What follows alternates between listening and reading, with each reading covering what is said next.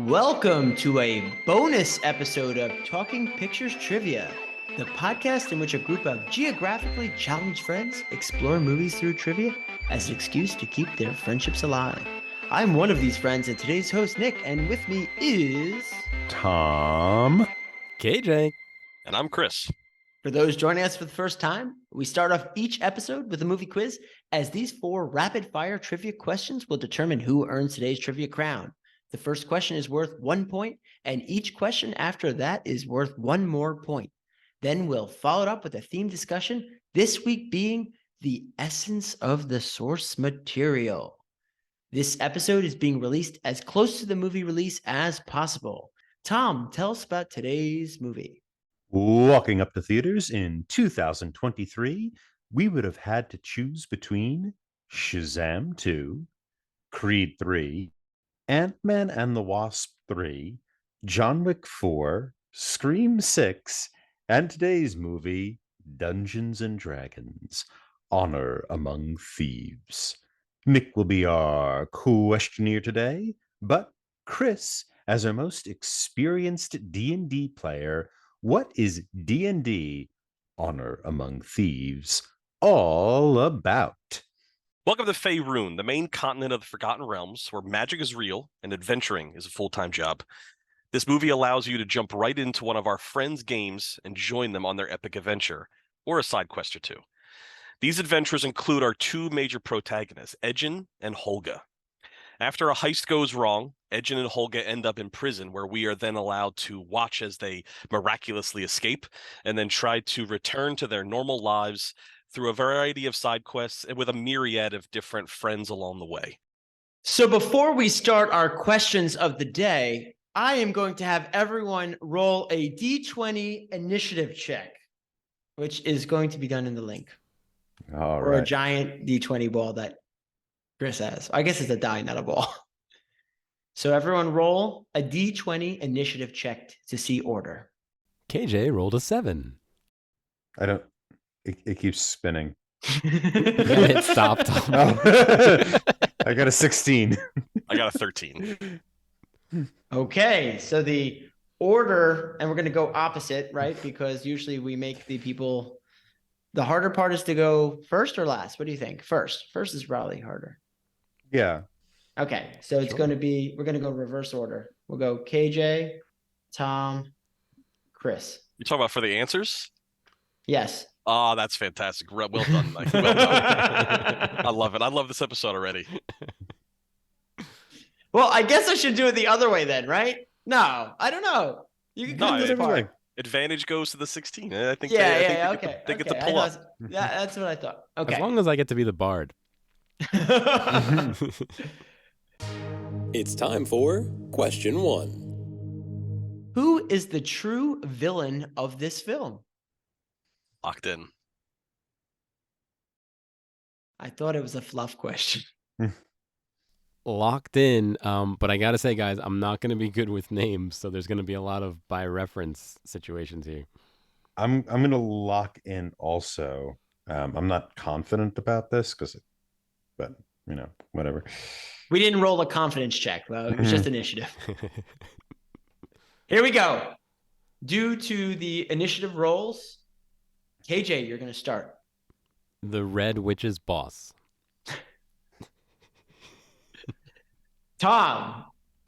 I had the same thing, but I don't know his name. Sofina's guy in charge, the super red guy. Chris. All right, so they're actually the Red Wizards of Thay, KJ. I'm sorry, I have to nerd out on you here. Not a witch. And his name is Zazaz Tam. Well, Chris may not like this, but everyone's going to get the points because it is her boss, who is that necromancer Zaz Tam. Listen, we're all adventuring together. If one of us succeeds, we all succeed. So I'm okay with it. I don't think that's how trivia works. This is cooperative trivia, Tom. This is cooperative trivia. Okay. For a moment when I left the theater, I had to remember who was the true baddie here? It was oh yeah, the baddie we saw the flashback of taking over all the people and making them zombies. So yes, he definitely was the big baddie in the situation. Couldn't remember his name though. They only say it twice, and it's deep cut.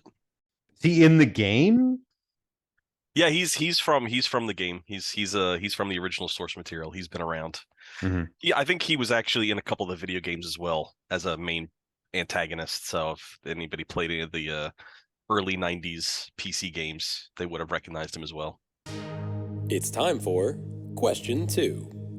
When casting the divination spell Speak with Dead, how many questions can you ask the corpse? Locked in. Yeah, locked in. Locked in. KJ.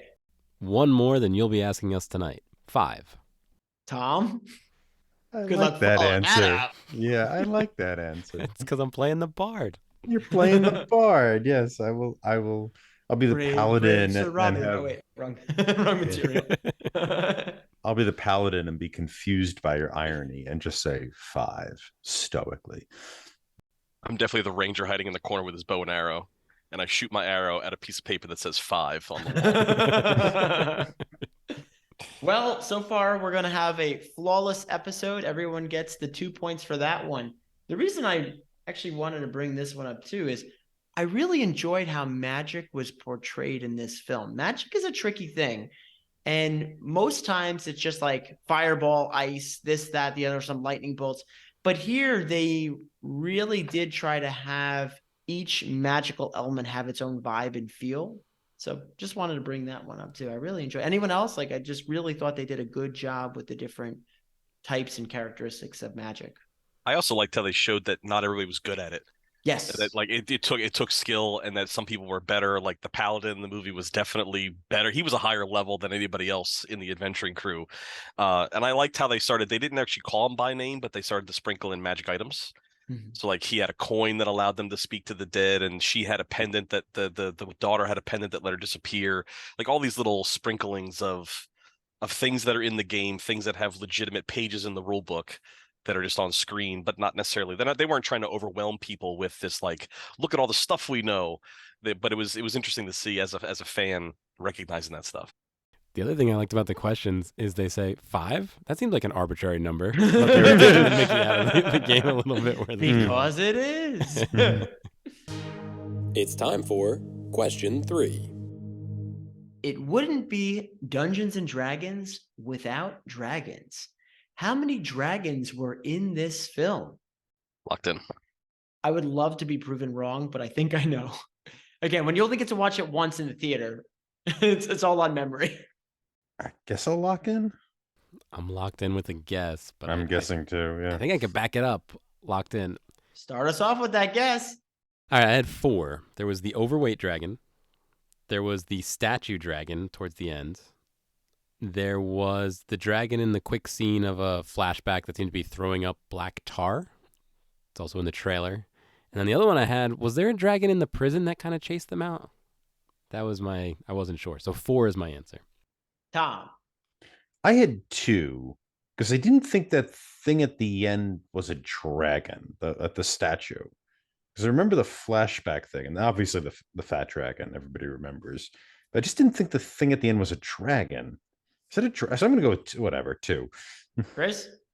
Well, somebody's going to be the lead here because I'm going to go with 3. I'm going to go with the big chunky boy that we see in the dungeon, the black dragon that we see flying in the flashback, and I do believe that the statue would have been of an animated version of a dragon. The points are going to go to Chris. I do have 3. KJ, there was not one that I can recall and where you were saying, but there was the corpulent red dragon. The black dragon, I believe that's poison, right? Like acid or poison. Yeah, they fire poison. Yeah, they spew poison.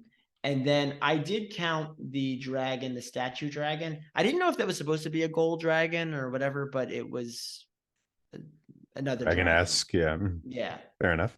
So that was definitely, it had wings and, looked like a dragon. Yeah, it was close. It was close enough for for gameplay. It's time for question 4. D&D legendary items are quite powerful. What was the total amount of these items that the adventurers use or interact with? And they have to be legendary items. What is a legendary item? Usually a legendary item has a name. Oh God, I don't know. Oh boy, And this one I'm sure of. locked in. I honestly have no idea, so I'm going to take a random guess. Well, that's why I did numbers instead of what are their names. Yeah, that would be a hilarious guess. We could collectively. Well, that might have been my tiebreakers, right? Start Yeah. naming them off. Mhm.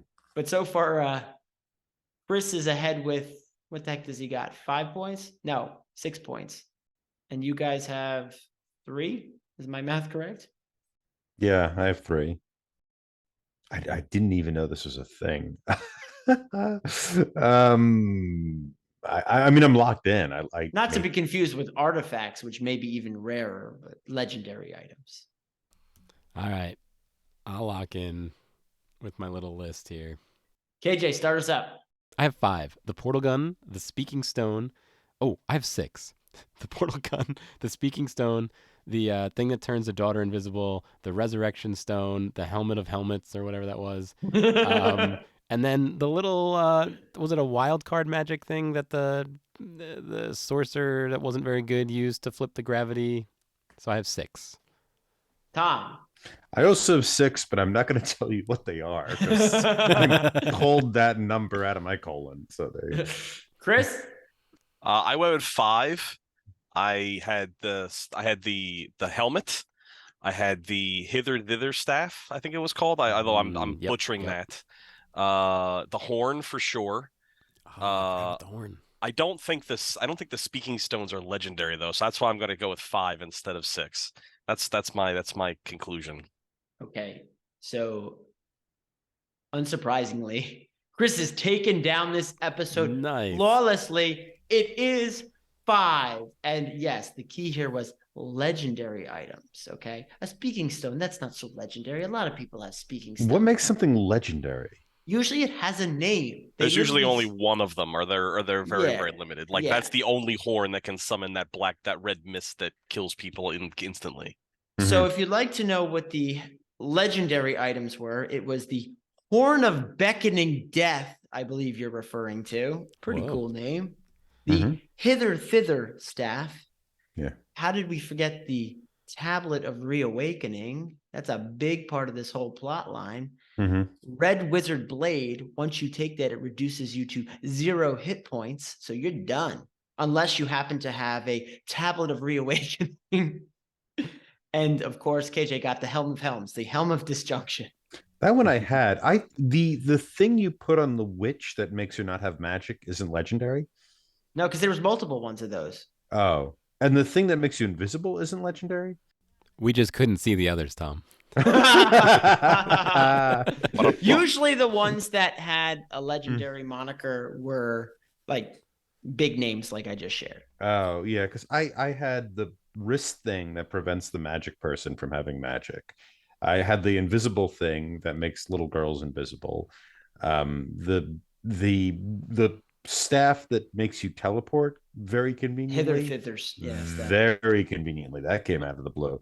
The portal. It's like, oh wait, we found this walking stick. Oh wait, we need this for the whole movie. Yeah, and we just found it just right here. And something else I had too. Oh, the helmet thing I had, and also the Tablet of Reawakening I had. To go to that thing that you just said, Tom, isn't that exactly what a D&D adventure is? You always find exactly that thing that you need to do next. I mean, that makes this movie perfect, in my opinion. Fair enough. Once again, congratulations to Chris, our D&D expert, for somehow winning this episode. We'll be diving into our topic of the week, the essence of the source material, right after this brief break. Join another Talking Studios production, Limited Lexicon, where we play through text-based adventure games. Text-based adventure games were computer games from before computers had graphics. The game uses text to describe a scene, and the player types back how they want to interact with the game. I'll read the text from the computer, and my co-host will feed me commands. This season, we're playing through The Hobbit from 1982 on the ZX Spectrum. Here's a quick sample. I thought a lot about our first command, and I think it should be no print, because we don't want to print things as we're going along. I think by default, It's not gonna print, and even if I did type print, where's it gonna print to? 1982. I would imagine if we go west, we're going to be south of the troll, right? Just south of the troll Yeah, land. let's try it. You go west. The trolls clearing. The visible. Oh, we died. No. All right. The troll saw us and killed us. So I think we have to say the answer to the riddle then. The answer is dark. Say dark, I think. Talk to what? Gold. Column. Say Gollum dark. You talk to Gollum.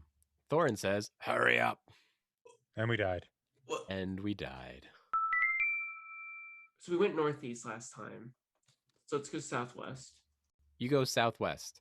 Visible exits are north, northwest. You see the valuable golden ring. Oh. We're ending it here. That's wait. perfect. All That's right. perfect. Limited Lexicon, coming to your podcatcher and YouTube in late 2022 by Talking Studios. And we're back. After watching this film, I was trying to think of the topic for this week, and the thing that really jumped out at me was this movie really seemed to portray the D&D experience. Now, I'm not the most well-versed in it. I have dabbled. I've played various games of it. Chris, of course, is a little bit more enfranchised than I am, which I'm glad he's on the episode here with us. But that is really something that I thought held true. But of course, I wanted to open up to debate here for us all having different levels of familiarity with D&D, if this seemed to resonate with others or if they think I'm crazy and it had nothing to do with D&D at all. Well, audience, before we get into it, I would just like to mention the four of us actually had a D&D campaign going before we started Talking Pictures Trivia. We would hang out. I think it was a Google Hangout at the time. Zoom wasn't as well known. So we all not only have had at least some D&D experience, we've had that experience together, which was basically like the movie, if you think about it, right? Tom's kind of as good looking as Chris Pine. Nick's almost as strong as Hulk, right? Like yeah. I act like an owlbear. It's all good. I thought Chris was in the movie. Yeah, that was me on the horse. And I was Bradley Cooper. That surprised me when I saw him. That was funny though. So I wouldn't call myself a D&D expert. I'm kind of new to this. Not new to this. I've been playing for like 5 or 6 years now. But my first introduction was being thrown into a campaign that was already going. So like a lot of the people at the table had already had characters and they were playing. I jumped in and kind of assumed the position of I'm the guy that you met in the bar that we're now going to go adventuring on. And this movie felt exactly like that. It felt exactly like you have these two main characters and these are your protagonists. These are the people that you care about the most. But then they jump in and out of other people's stories or other people jump in and out of their stories. And it just felt like I sat down at the table and these two established characters are here. And now I'm joining them along for the ride and kind of going along with them. And on the way, we meet a paladin who in the trailers, you feel as if he's one of the major 5 characters, but he's literally there for 20 minutes. Yeah. And then he's in, he's out. And it's like, oh, he was there for one session. He was there for one dungeon. They fought the dragon, they survived. And he was like, okay, I can't make it next week. So you guys go on without me. And he keeps walking straight, even if there's boulders in the way. He keeps walking straight. So in the, I don't know, maybe I'm being too meta about this because I do play. In the grand scheme of like it was very meta of the like not everybody shows up every week, not everybody adventures with you the whole time. There's 1 or 2 characters that probably do. That it's the DM are the best friends, and then everybody else kind of jumps in here or there when they can, and that's exactly what it felt like. So I felt they did like a fantastic job with that. I thought it felt exactly like playing the game for me. Yeah, I agree, Chris. They nailed all of that. I'm sure the references some went over my head because I'm not that familiar, but every beat of the movie felt like something that probably happened in either our Dungeons and Dragon game or somebody else's. Nick and I went to see this in the theater together, and it was a great, great theater experience. A few rows in front of us, there was, I don't know, half a dozen guys, and they probably had a 20-year game going because they laughed at every joke. They enjoyed every beat. They were just having the time of their lives, and it was so cool to see that group getting to remember all the fun times they had playing D&D up on the screen, right? All looking at each other, knowing exactly the reference to that one time that, the bard did whatever. But then 2 seats the other way from me, there was a guy that fell asleep. He was out cold for 40 minutes. And audience, we were in this theater with rumble It was a seats. spell. It was a sleeping spell he must have had. And, the dragon's there, and he's blowing fire out of his mouth, and the walls are crashing, and the seats are shaking. And this Yeah, guy, I was going to say, it was one of those expensive ones with the real big speakers. he was out cold. And I realized, he's just like the other guys. He probably played, but all of his friends probably don't live around here anymore. So it's kind of sad, right? He's an adventurer on his own at the movie. I think he was just doing an all-nighter session of D&D. I was so excited about it. By the time he got there, he was exhausted. Done. He had to take a short rest to finish the movie. By the way, there was a short rest joke in there. Was there not? Yep. Yeah. We have exactly 6 hours until the whatever it was. Yeah, it was so well done, and like to bring to the point of like all the little Easter eggs that there were Easter eggs that flew over my head, I'm sure, but they were dropping they dropped Faerun, they dropped Sword Coast, they dropped the Thay, they all the beasties that's in there. Like it really made I don't want to say my heart sing, but like the first time that they stumble into the gelatinous cube by accident, and then like the one guy goes like full in. And then the next time you see the cube, he's a skeleton. Like that was amazing. Yeah. I love the fact that they kind of brought these classic characters in, the Displacer Beast, the Mimic, the Cube, and did them justice. They looked really good on the screen, but they didn't overdo it. They didn't it wasn't like a monster a minute. They pick and choose the one that they wanted. They made it so that it actually advanced the story, that it was actually a useful part of it, and then they kind of went on their way. They didn't linger too long either. Do you remember? I forget their name. They look like walking brains. The intellect devours. Yes. I was surprised to see them. I was surprised that they went into the Underdark, honestly. But that's another thing. That's a whole nother movie. Yeah. The other thing I liked is the bard kept trying to inspire people and mostly failing, right? You can do it. You can do it. And then he was also constantly being told that he's useless in the party. And as the bard, I could completely relate. People always said, "Why are you here with us?" And that's not even when we're playing D&D. Tom, I'm dying to know what you thought of this, because this doesn't cinematic masterpiece. This doesn't seem like up your alley, but so I'm Tom curious to hear your Tom opinion. is actually very quiet. Yeah, surprisingly. That's what's scaring me about this. I don't know if we should be scared or if he's about to drop some truth It's not bombs going to on win us. an Oscar, okay? It's not that. I mean, so I've played D&D with you, I think one day. I think it was one day, right? Maybe it was 2 days. A few sessions there, Tom. Was it a few sessions? Okay, Yeah, I was I don't know. Demarius Page, the He was the dwarf- guy sleeping two seats down from you.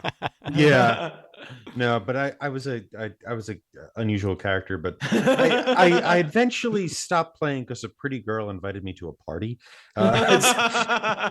So you guys lost out. That's how we lost most of our we lost adventurers, another. Tom. Yeah. That's the D&D death knell. Yeah. So I didn't catch a lot of the references that you guys caught. So though I felt a sort of energy that I was missing, right? What didn't work for me in this movie was also what worked for me, which was the humor, which I found funny very often, and then I became tired of it by the end of it. It was hit or miss for me too, Tom. There were sometimes I was on board, sometimes I had a chuckle, sometimes it just swing and a miss. Well, it's just also every single thing that happens, Chris Pratt is going to have an ironic comment to make about How about a different Chris? It could have been Chris Pratt, but It's funny that you Chris say Pine. Pratt. Chris Pine, yeah. It's Chris funny that you say Pine. Chris Pratt, because it felt like Guardians of the Galaxy to me. that's did. what It KJ did. said. He Guardians of said the it was just a Galaxy was D&D yep. skin. Mhm. of Yeah. the Yeah, Galaxy. Yeah, Yep. it had that kind of feel. So I Yeah. That's know. really funny, though. That's exactly what KJ Yeah. said to me. but that was the In a good way, I'll say. Well, they even did that with the trailer, right? They did the classic rock song with the cool trailer in the background. Like Mhm. that's right out of the Guardians of the Galaxy playbook. I specifically stayed away from any spoilers because I wanted to go in fresh. So that I didn't see anything before the film this time. This, believe it or not, was the first time I've been to the movie theaters since pandemic times. Crazy. I've been a few times, but Yeah. I think that was where I by the end of the movie I was a little tired. And then when the scenes that are quote unquote heartfelt tend to also feel kind of shortchanged. It's Omar believes in himself, and so he's able to do that. You end up playing those kind of tropes. um I do appreciate that the movie was very funny and took the material with a sense of lightness and a sense of grace. It really had a lot of fun with it. It seems like it was written by fans for fans. Definitely. I do appreciate a sword and sandals epic that isn't, or a fantasy epic that wasn't very serious, that wasn't kind of in love with itself. Hmm. That kind of lightness is far more enjoyable. Um, but there's elements to the movie that are really pretty solid. I think actually the opening is pretty great. The opening of the movie is that it sort of reminds you of Jurassic Park. There's this cage they slide in, and there's this big creature that comes out, and the entire thing is misdirection. You think the movie is going to be about this giant creature, and it just leads you to Michelle Rodriguez's character who breaks his neck, and that's the end of him. You know, the entire movie begins focusing on this one thing that turns out to be a bit of misdirection. I did like how they got the pardon though. Even though Yeah. escape. That made me laugh too. They have this big elaborate escape when they're arguing to be pardoned from prison at the beginning of it, and they do the escape before the before the judgment is read out, and they end up getting pardoned while in the middle of this escape. um so it really has a lot of things to be said for it, and the actors are a lot of fun. Chris Pine is very funny in it. He's a good companion with Michelle Rodriguez. She's not the greatest actress in the world, but she certainly does a serviceable job in this.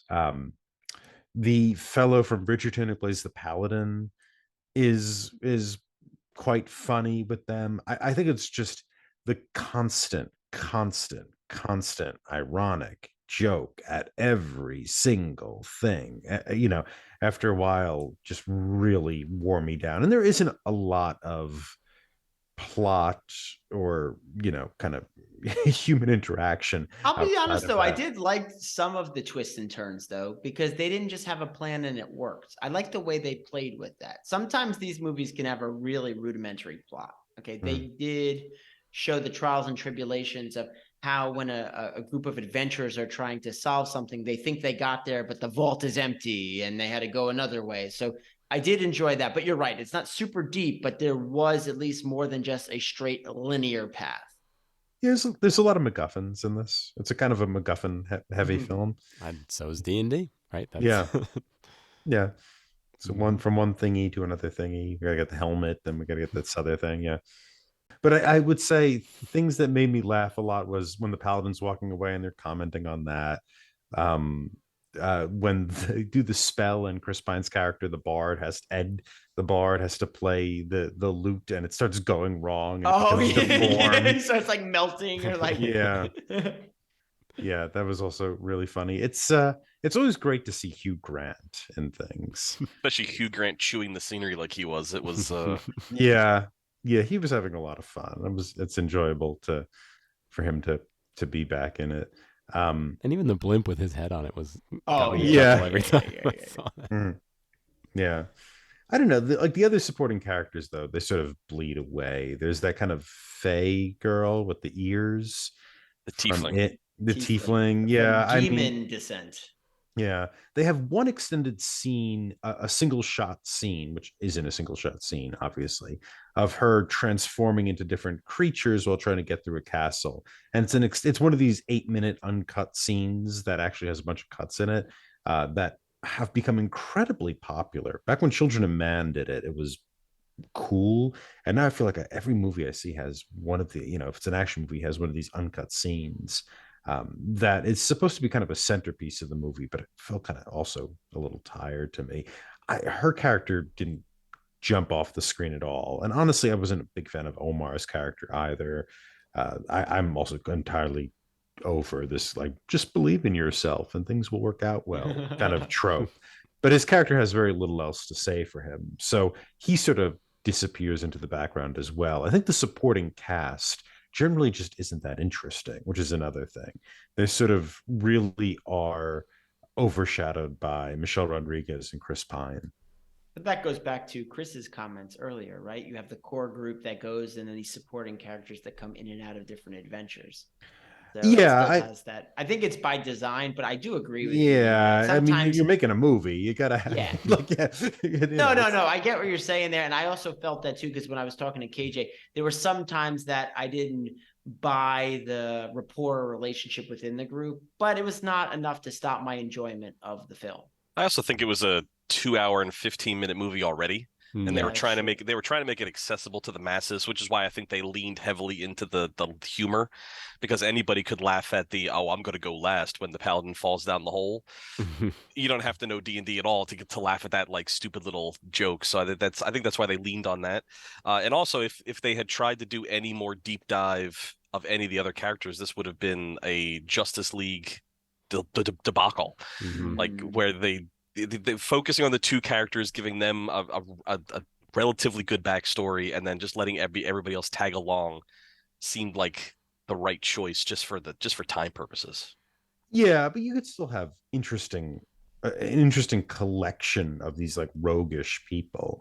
I mean, if you think of Maltese Falcon is what, 90 minutes, and you have a whole string of rogues who are all very, very memorable. I mean, you could do something like that. I just found those two younger characters to really disappear. All the supporting characters kind of vanish. But Maltese Falcon doesn't have a chunky dragon or a bunch of magic items you have to say in the script. Yeah, only has I one. missed that hither Yeah. thither staff in Yeah, I'm just thinking like how you could quickly define interesting characters, and the chunky dragon was also a thing that made me laugh too. So before we wrap it up, I have a quick question for everyone. I'd like to know your opinion on this one. Is this the beginning of a D&D franchise? For sure. Oh, is it? I guess are the actors up for it? That's always a big piece of this. Is Chris Pine going to want to continue? Here's the thing. You don't need to have those actors again, because you could write that character off into the sunset. That person just that's doesn't come to true. the table that week. I That's think if true. you get Chris Pine and Michelle Rodriguez back, you could do this for as long as you wanted. I feel they were setting it up myself, but I just wanted to get everyone's input. Yeah, the world isn't that compelling that you would have a sort of universe without those characters. I think we just gave all Chris, of our audience Chris a heart almost just attack. died in his Oh. chair over there. They've been playing for years, Tom. Well, for not somebody who hasn't compelling. been, You my just got God. a little taste of it. You're just in Neverwinter, right? yeah, I guess. I mean, the movie did not communicate what was so compelling about the game to me of that universe. So I don't know. I would like to Says see. Tom and Tom alone. Yeah, I would like to. I would say I would want to see those. You know what? Those two I'm lead not- characters come back. I'm not going to disagree with Tom. I don't know that the movie makes you want to go back to Faerun, but I mean, like, for me, having experienced it in the game, seeing it on the screen made it so much more impressive. So I don't want to say that Tom is wrong. The Tom's never wrong. Tom's always right.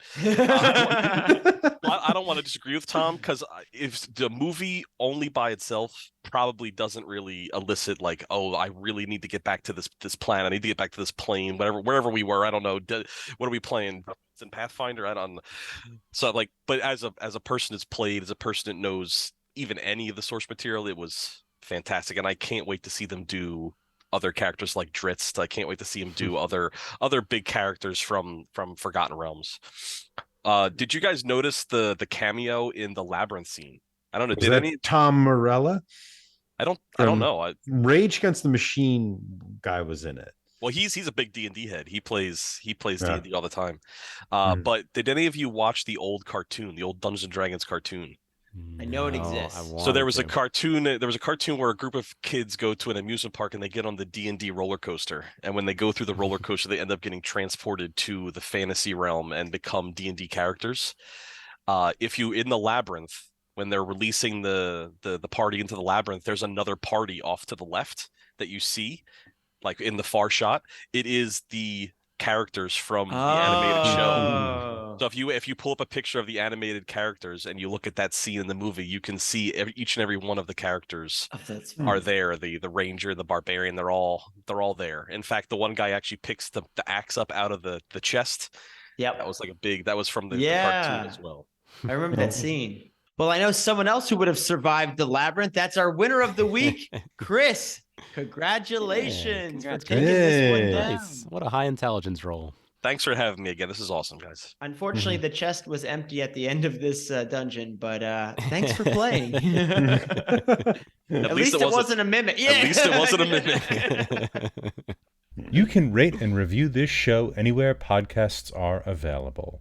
For those viewing in YouTube land, if you haven't already, please like this video, subscribe to the Talking Studios channel for all our exciting content, and follow us on Twitter at Talking Studios. Check out other shows by Talking Studios, including Keep Making Movies, where we explore micro-budget films, Limited Lexicon, where we play through text-based adventure games, and Get the Point, where we slowly reveal a movie poster and try to guess which movie poster it is. Got a question for us? Call the Talking Studios hotline at 201-467-8679 and leave a message. It may be featured on a future episode. And if you haven't already, please subscribe to Talking Pictures Trivia wherever fine podcasts are found. Thanks for joining us for this bonus episode of Talking Pictures Trivia. Check out our other fantasy episodes we've done recently, like Conan the Barbarian, Princess Mononoke, Pan's Labyrinth, and Warcraft. Also, if you like fantasy games, check out our new show, Limited Lexicon, that was just released this week when we play through the text-based adventure game from 1982, The Hobbit. Ding, ding, ding, ding, ding. Wow. Talking Studios.